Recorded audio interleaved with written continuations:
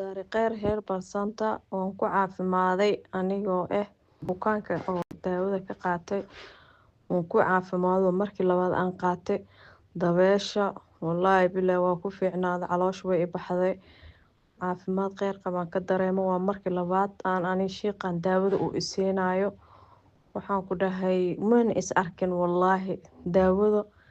gaarisa la iga soo dhiibay anoo Nairobi joogo waan isticmaalay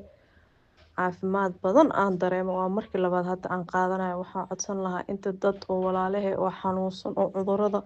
dabeesha isha bisibiyaanka qof kasta la xanuunsan ilaahay caafimaad kheyr qaba ku sii laakiin wadaadkan gacantiisa oo ku reysto oona ku caafimaaday الحمد لله رب العالمين والصلاة والسلام على من لا نبي بعده إخواني وأخواتي في الله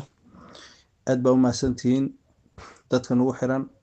walaashayna aad bay u mahadsan tahay walaashay qaraalaha siiyo daawooyin baan u dirnay sidii la rabay bay u isticmaashay way ku reysatay annagoo is arkin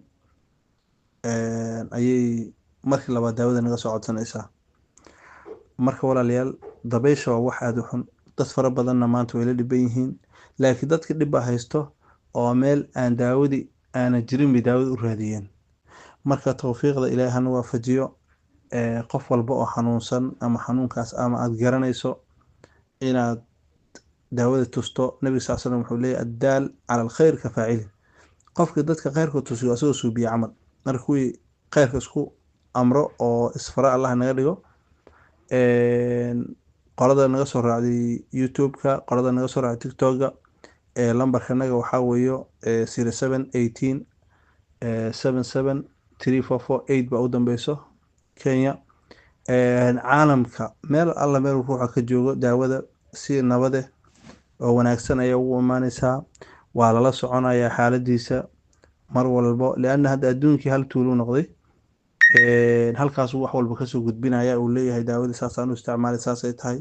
aad baa u mahadsantiin shukran lakum